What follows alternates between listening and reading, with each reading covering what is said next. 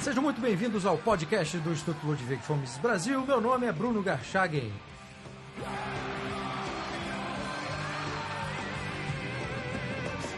Hoje eu converso com Fábio Gomes Filho, presidente do Instituto Liberal do Centro-Oeste.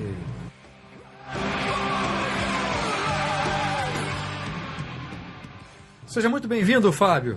Bora, Bruno. Muito obrigado. Fábio, na próxima semana, dias 12 e 13 de maio, o Grupo de Estudos Liberais Lobos da Capital, do qual você é coordenador geral, vai realizar na Universidade de Brasília o Simpósio Hayek para celebrar os 33 anos da visita de Hayek na instituição. Então eu queria começar este podcast perguntando como é que surgiu a ideia e qual a razão e o significado dessa homenagem. Bem, Bruno, a ideia ela veio, na verdade, de oportunidade, né? Primeiramente porque a gente percebeu, alguns meses antes, que a gente teria a oportunidade de fazer um grande evento, um excelente evento, em homenagem à vinda de Hayek à UNB, né? Ao mesmo tempo que a data era próxima o suficiente da data da abolição, não é? Ou seja, para a gente fazer estudos relativos à abolição da escravatura, e aí a gente faria um evento, que foi o que a gente acabou fazendo mesmo, faz um evento em homenagem à vinda de Hayek, os 33 anos, e também abordando a vida de Joaquim Nabuco, não é? O abolicionista liberal. E também a outra oportunidade que estava vinculada a essa ocasião é que nós estamos há um tempo já trabalhando no Instituto Liberal do Centro-Oeste, né? na feitura deste instituto, e acho que não tem oportunidade melhor para fundar, né? Tá, eu vou então fazer algumas perguntas a respeito do Instituto Liberal do Centro-Oeste depois, e vamos concentrar então no início aqui ao evento. A ideia, pelo que eu vi também, é homenagear não só a visita do Hayek, mas também os idealizadores dessa visita, né? Parece que tem um dos idealizadores, inclusive, será palestrante. Isso, é o Dr. Carlos Henrique Cardim, né? O diplomata. Ele vai estar lá, ele foi um dos idealizadores do evento original, né?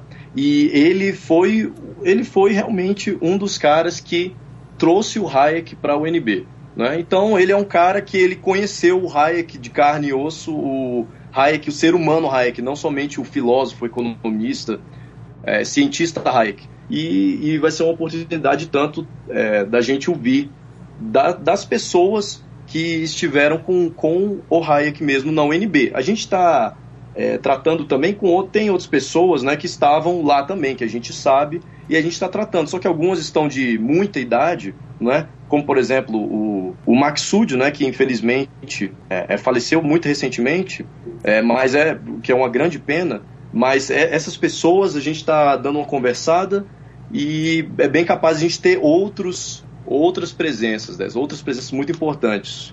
E será feito algum tipo de homenagem também ao Henry Maksud, que foi fundamental aí nessa... Sim, isso vai acontecer no momento. A gente está com o que a gente está mostrando, né, no evento, o que vai acontecer. Vai ter o Hélio Beltrão, né, o presidente do Instituto Mises Brasil, ele vai palestrar a respeito de liberdades, do movimento de liberdades no Brasil, de forma mais geral. O Cardim, ele vai falar tanto sobre o Joaquim Nabuco como sobre a vinda de fato de Hayek ao UNB há 33 anos atrás, e o Rodrigo Saraiva, que é o presidente do Instituto Liberal do Nordeste, vai estar aqui também para falar sobre o legado de Hayek. Mas aí, entre essas palestras, nos 2 dias do evento, a gente vai ter outras coisinhas, outras surpresinhas muito, muito interessantes para o pessoal. E uma pergunta que sempre é feita por aqueles que não podem estar presentes: esse evento vai ser transmitido ao vivo pela internet ou vai ser filmado para depois ser publicado no YouTube? Filmado com certeza vai ser, isso daí é garantido. A transmissão ao vivo depende um pouco da estrutura, não é? Lá do auditório que a gente vai estar, no UNB especificamente, e talvez a internet pode ser um pouco instável, né, nesse sentido, mas com certeza esse evento vai ser registrado para a posteridade. Agora, como é que vocês definiram a programação do evento, a escolha dos temas, dos palestrantes? Como é que foi feito isso? Então, muito dos créditos do evento, da própria idealização do evento, vai para o nosso diretor acadêmico do Instituto Liberal do Centro-Oeste e coordenador acadêmico do Grupo de Estudos Lobos da Capital, que é o Rafael Pavão. O Rafael Pavão foi o primeiro cara que realmente pensou, falou assim, peraí, e se a gente fizesse um evento mais ou menos nessa linha? Então, a idealização primeiro foi como digamos, uma eureka, assim, entendeu? Foi uma epifania, digamos assim. Bom, o Grupo de Estudos Liberais Lobos da Capital, ele vai continuar a existir junto com o Instituto Liberal do Centro-Oeste ou não? Sim. O propósito do Instituto Liberal do Centro-Oeste é agregar grupos da região Centro-Oeste, grupos de estudo, grupos de debate, com uma ênfase grande de trabalho realmente junto às bases. Esse seria o nosso modelo de negócios, entende? A gente vai estar junto dos grupos, apoiando os grupos, e como a distância é menor, né, você está restrito a uma região só, acho que a gente pode ter uma comunicação até mesmo presencial muito melhor, uma comunicação presencial aprimorada, não é? E a gente também, o nosso modelo é um modelo, a gente vai tentar fazer inclusive está em conversa com os grupos, na verdade já está nos detalhes finais, né? Serão 5 grupos inicialmente, 2 em Goiás, 1 no Distrito Federal, um no Mato Grosso e um no Mato Grosso do Sul, né? Então em todo o Centro-Oeste vai ter grupos da nossa rede que estarão automaticamente vinculados também à rede libertária, que é dos nossos amigos aí, companheiros do Instituto Mises Brasil, do ILIM, né? E a intenção é que o Grupo de Estudos Lobos da Capital continue agindo no Distrito Federal, mas que o Grupo de Estudos Lobos da Capital possa agir melhor com Raposas do Cerrado, lá de Goiânia, ou com os libertários do Médio Parnaíba, de Tumbiara, entende? Então, na verdade, a proposta é uma proposta de integração mesmo. Acerca do Instituto Liberal do Centro-Oeste, você será o primeiro presidente, correto? Isso. O Instituto Liberal, a fundação será anunciada no evento, e quem serão os membros junto com você, e quais são as diretorias que farão parte dessa estrutura inicial? A estrutura básica do Instituto Liberal do Centro-Oeste é dividido em três frentes, né? Que é o Conselho Supervisor, a Diretoria Executiva e o Conselho Consultivo, no caso. Então, o Conselho Consultivo, primeiramente, é o conselho que vão ter aqueles caras que a gente admira bastante, que a gente quer ouvir os conselhos deles para o direcionamento do Instituto, né? Então, aí entra amigos nossos muito significativos, né, para a cena liberal, como o Biratã, né, como o Roberto Ellery, o Adolfo Saxida, e alguns outros também. A gente está dando uma olhada nisso ainda. A gente, na verdade, inclusive era para eu revelar isso só na data do evento mesmo. O conselho, esse é o Conselho Consultivo. O Conselho Supervisor, ele é o conselho que é formado proporcionalmente pelos grupos, né? Então é uma coisa que é mais ou menos, digamos, parlamentarista, assim. Então ele é formado proporcionalmente pelos membros dos grupos, e esse é o conselho que vai eleger o presidente, ou seja, eu seria o primeiro presidente se ratificado pelo primeiro conselho, né? Isso vai ter que acontecer. E a diretoria executiva é a equipe de trabalho, né? Então vai ser o presidente, que serei eu, de início. O vice-presidente será o Maurício Bento, o diretor acadêmico será o Rafael Pavão, terá uma diretoria de assuntos jurídicos com a Juliane Magalhães, o diretor financeiro, que vai ser o José Edil, teremos diretoria de logística com a Ana Raquel, uma diretoria de captação de recursos com o Cauane, e a diretoria de relações com a sociedade civil será com a Mariana Sinício. O nosso comissário de mídias será o Luiz Pelicano, ele está morando em Goiânia agora, e o nosso diretor de Relações Públicas será o Luiz Guilherme. Essa será a equipe inicial. Certo. Essa será uma equipe de trabalho, na verdade. Então, quem tem o mandato, digamos assim, do presidente é de 2 anos. Né? Então, o presidente que tem um mandato, a gente monta uma equipe para trabalhar e o presidente responde ao Conselho Supervisor. Então, o presidente ele tem o dever de manter ótimas relações com o Conselho Supervisor e de atender as demandas. Realmente está sempre pronto de ter também uma ouvidoria para todos os grupos da rede. Quais serão as atividades desenvolvidas pelo Instituto Liberal do Centro-Oeste? Você citou uma delas que era aglutinar esses grupos de estudos que existem na região, e quais são as atividades que vocês pretendem desenvolver, as finalidades, objetivos, enfim? Bem, realmente esse foi o propósito inicial, mas a gente tem muito trabalho mesmo para fazer. Além de aglutinar e de apoiar os grupos, e a gente vai, inclusive, os planos é que seja um apoio financeiro para grupos que estão começando e apoio de recursos humanos, mandando palestrantes também. A gente quer trabalhar com publicações, com criação de conteúdo multimídia, não é? Publicações de livros, a exemplo do livro do Hayek na UNB, não é? Que foi, mas na verdade esse é um livro da editora UNB. Mas acho que foi o livro que inspirou a gente a tomar esse viés aí de editora ILCO também, né? Fazer atuação acadêmica, palestras, né? Tem umas coisas muito interessantes que a gente está planejando também, fazer grupos de teatro. Se tudo der certo, vai fazer uma turnê aí no Centro-Oeste, quem sabe no Nordeste depois. Outras coisas, outros tipos de atividades que a gente é livre, né, para desenvolver. Então a gente não tem amarras nesse sentido e a gente vai desenvolver nossas atividades de tal forma que potencialize a mensagem de liberdade no Centro-Oeste e no Brasil. Como você citou o livro Hayek na UNB, eu aproveito para recomendar vivamente para aqueles interessados e especialmente para aqueles que comparecerão ao seminário na UNB nos dias 12 e 13 de maio, para que peguem emprestado ou comprem esse livro, para que possam saber o que foi discutido nessa visita do Hayek, nessa palestra do Hayek na UNB. Bom, voltando ao Instituto Liberal do Centro-Oeste.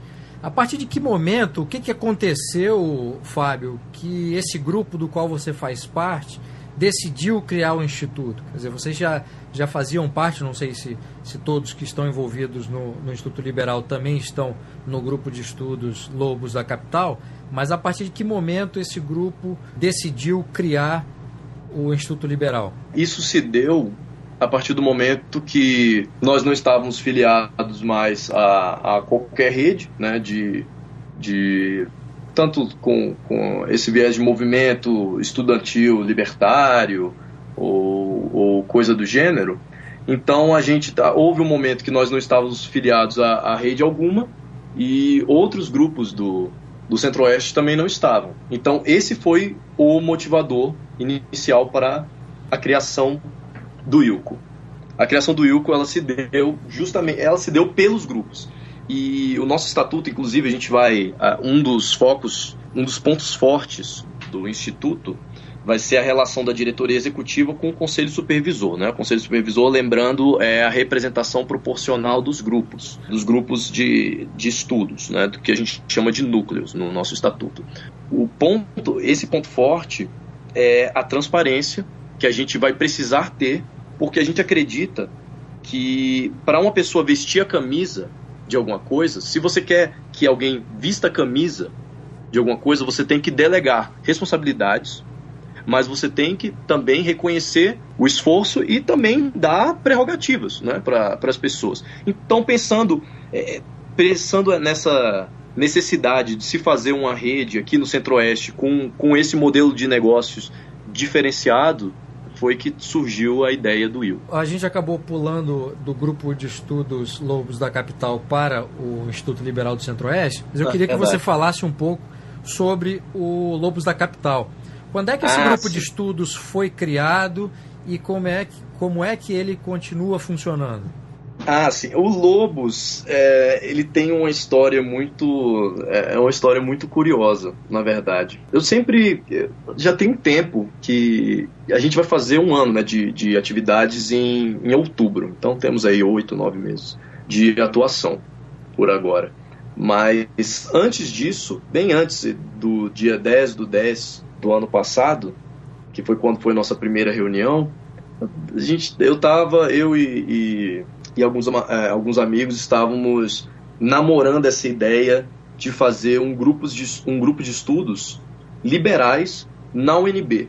Porque nas universidades, usualmente, os estudantes eles querem participar de DCE, querem fazer chapas, querem fazer política, e eu acho isso até um pouco teimoso com isso. Eu acho que a mudança, se houver alguma mudança na sociedade, nos paradigmas, né, do cidadão médio, vai ser por uma questão de conscientização e de educação. E educação e conscientização em valores de liberdade, em ideias de liberdade, né? Então, a UNB faltava isso na UNB, né? Faltava isso em Brasília, na verdade. Pessoas que vão se reunir para discutir esse tipo de assunto. Mas agora, uma peculiaridade muito interessante é que todos nós nos conhecemos, a princípio, no grupo de debates da UNB. Nós éramos os poucos liberais do grupo de debates do Facebook, né, na UNB. Nós éramos os poucos liberais que ficávamos discutia com o pessoal da esquerda, não é? Nós que somos mais ao centro, digamos assim, né? Saindo desse espectro unidimensional, nós somos libertários, somos separados aí dessa coisa, mas a gente discutia, né, com esse pessoal, e o pessoal foi se conhecendo dessa forma. E à medida que a gente ganhou, inclusive, força no próprio grupo de debates da UNB no Facebook, as pessoas começaram a se reconhecer, começaram a querer se conhecer também. Então foi aí que eu pensei, então acho que é o momento, é o momento de agarrar essa oportunidade. Na nossa primeira reunião, eu palestrei a respeito do liberalismo em si, a introdução ao liberalismo segundo a tradição clássica, a pedidos dos participantes, porque alguns participantes eles tinham uma noção do que era, mas não sabiam muito bem o que era liberalismo, o que era essa coisa, o que era essa filosofia da liberdade. E já na primeira reunião nós tivemos 35 pessoas. Né? Foi uma primeira reunião muito bem sucedida, nossa. Em seguida, aí já a gente manteve essa média e crescendo no ano passado. Nesse ano a gente deu uma reformulada bastante grande, né, no grupo, principalmente na parte acadêmica. A gente não tinha uma estrutura antes, sabe, Bruno? A gente tinha a figura do coordenador geral, que a gente chamava de coordenador só, que era eu, e o vice-coordenador, que era o Maurício. E pronto, não tinha mais divisão. A divisão de trabalho era delegação direta para outros membros. Aí a gente sentiu a necessidade, com o crescimento do grupo, a gente sentiu a necessidade de fazer uma estrutura organizacional. Agora, inclusive, junto com o Wilco, a gente vai lançar o nosso estatuto também, né? Espero que talvez possa servir para outros grupos ao redor do Brasil, talvez como uma espécie de modelo. A gente fez esses estatutos todos com muito carinho mesmo, e pensando como que a gente pode fazer um movimento de base e um movimento duradouro no libertarianismo, entendeu? Porque um problema muito grande que acontece é esse, né? A gente, por exemplo, às vezes um instituto, alguma coisa assim, fica muito grande e às vezes não existe renovação, entendeu? Nas pessoas. Isso é uma preocupação que a gente teve. Isso aí dá margem para não ter muita transparência depois, entendeu? Então a gente se preocupou nisso, tanto no Lobos quanto no Wilco.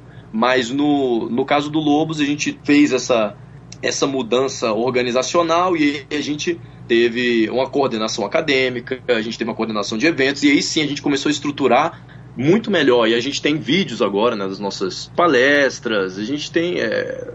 sim, outra coisa que eu queria comentar é que a gente tem uma outra peculiaridade, é que a gente serve coxinhas, né? A gente serve... Nas reuniões? Nas reuniões, isso. Por quê? Porque como a gente veio de um grupo de debates de universidade pública federal, então você imagina que o pessoal da esquerda chama de que, você é isso, você é aquilo, você é coxinha. Aí eu querendo fazer piada com isso, aí eu falei assim, tá bom então. Porque eu postei, né? Eu lembro, quando eu postei o evento, eu falei assim, pessoal, tá todo mundo convidado, inclusive os esquerdistas, vai ser muito bom, a gente vai falar sobre liberalismo, Inclusive, o texto que foi apresentado foi a introdução do livro do Mises, o Liberalismos, né? Certo. E aí o pessoal falou, coxinhas, não sei o quê. Então tá, então já que vocês estão falando isso, então vai ter coxinha de verdade mesmo. E eu comprei na primeira semana e toda semana teve. Porque é uma coisa, assim, não, é sério, é uma coisa que atrai. Porque a gente faz o quê? A gente faz depois dos horários de aula no UNB, quinta-feira de noite. Ou seja, o pessoal tá com fome, não é? E aí a gente criou uma outra coisa, que é o Fundo Coxinha. Cara, isso, sinceramente, é uma coisa que eu recomendo para todos os grupos do Brasil. Sinceramente, todo grupo de debates, eu acho que tem que ter alguma coisa parecida com isso. Eu acho que funciona muito bem. O Fundo Coxinha é justamente as contribuições voluntárias que o pessoal dá para comprar coxinha para a semana que vem. E sempre deu muito certo isso daí. Entendi. A gente tem ótimas coxinhas de frango catupiry.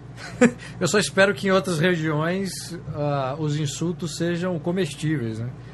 Se não forem... É verdade. Não vai dar para seguir sua dica, não.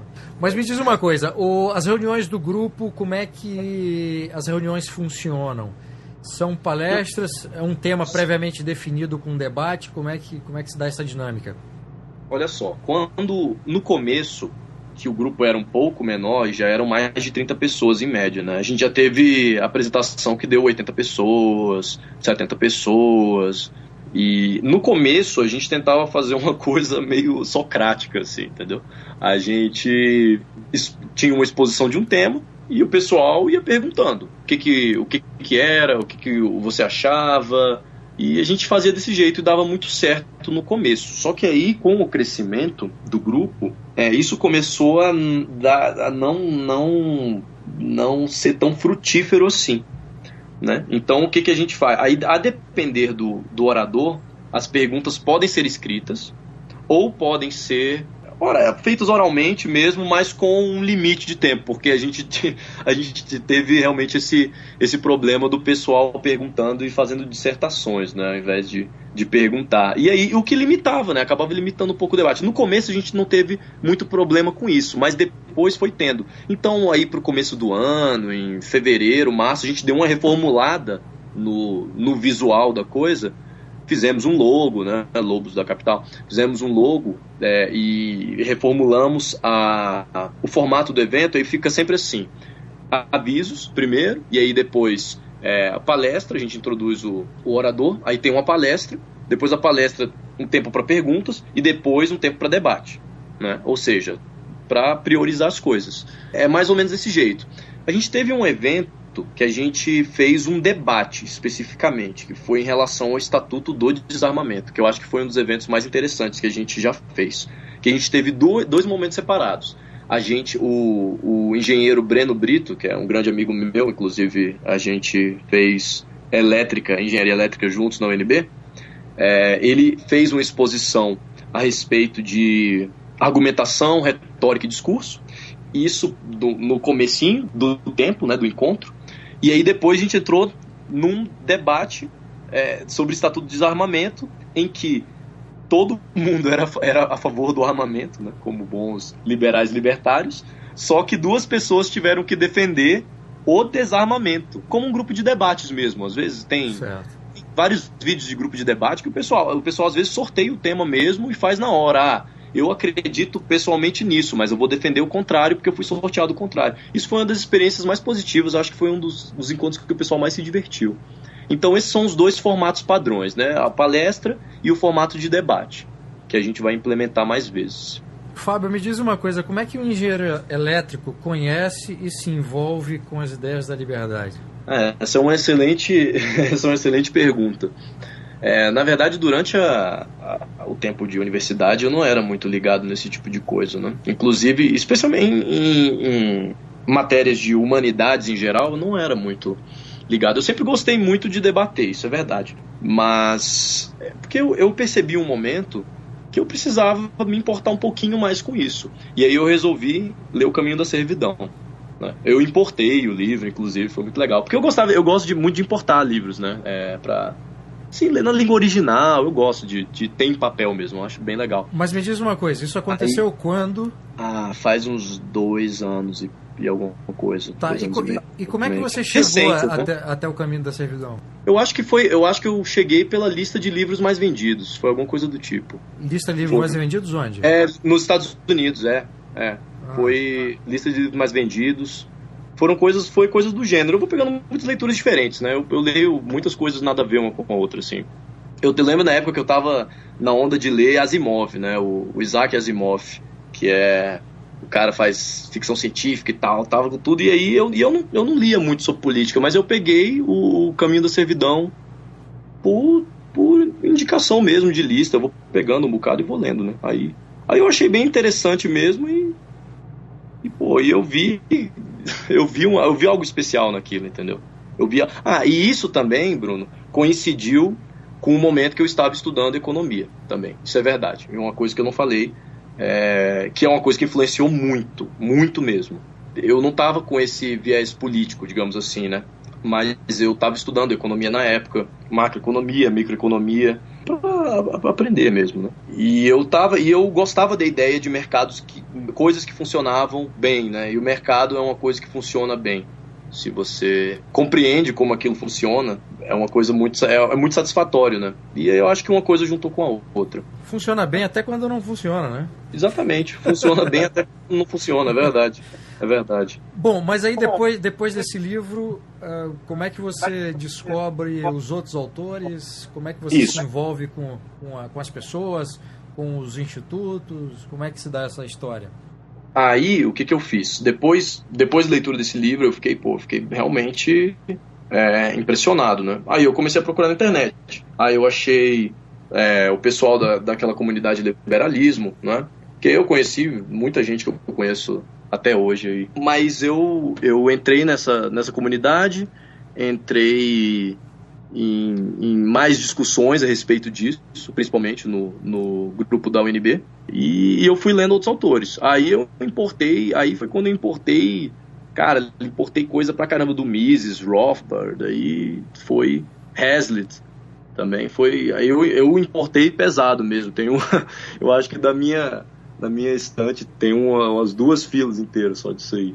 Tem coisas, inclusive, que eu ainda nem li, que eu ainda tô para ler, alguns. Bom, Fábio, muito obrigado pela entrevista e desejo para vocês todos aí um bom trabalho no simpósio e um ótimo trabalho no Instituto Liberal do Centro-Oeste, que nasce na próxima semana. Bruno, muito obrigado pelo convite, né, por você me receber aqui.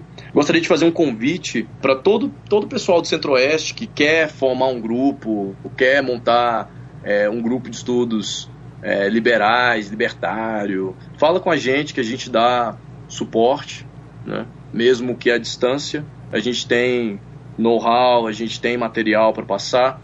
Eu gostaria de agradecer também, já aproveitando que eu estou agradecendo a você, agradecer o pessoal também, o restante do pessoal do Instituto Mises, né, o Hélio Beltrão, que vai palestrar aqui, inclusive, que vai ser uma adição fantástica ao evento, o Biratã. E eu gostaria de agradecer outras pessoas também, se você me permitir. Fique à vontade. Primeiro, o pessoal do Grupo de Estudos Lobos da Capital, que sem eles, com certeza, nada disso seria possível. O grupo, nós somos muito mais do que um grupo de estudos, realmente, nós somos um grupo de amigos, hoje em dia.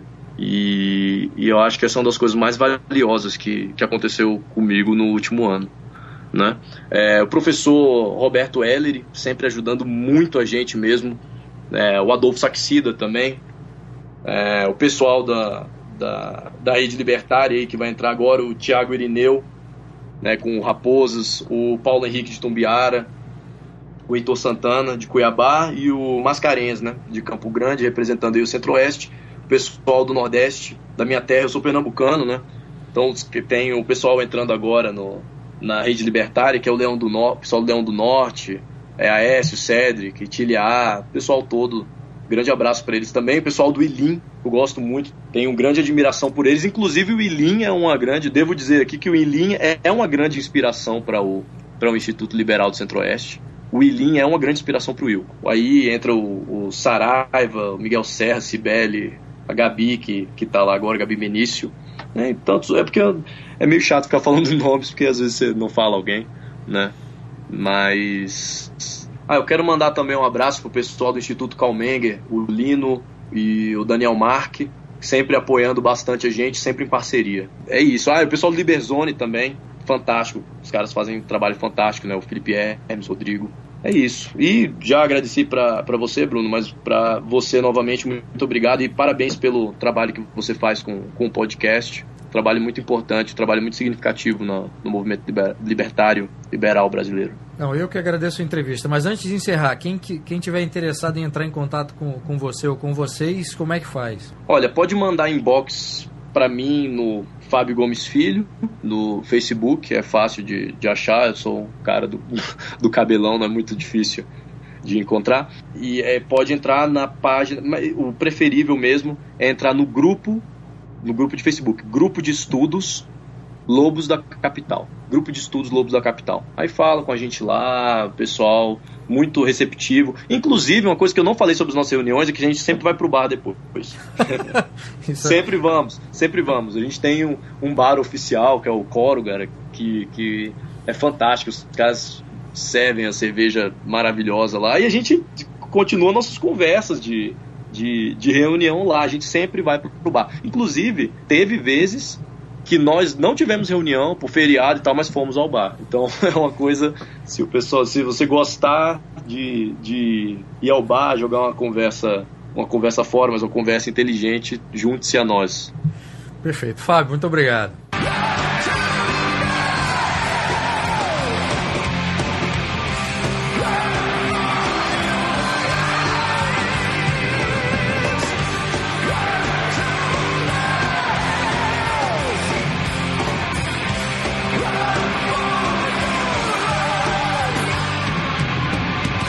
Este foi o podcast do Instituto Ludwig Gomes Brasil. Meu nome é Bruno Garchagen.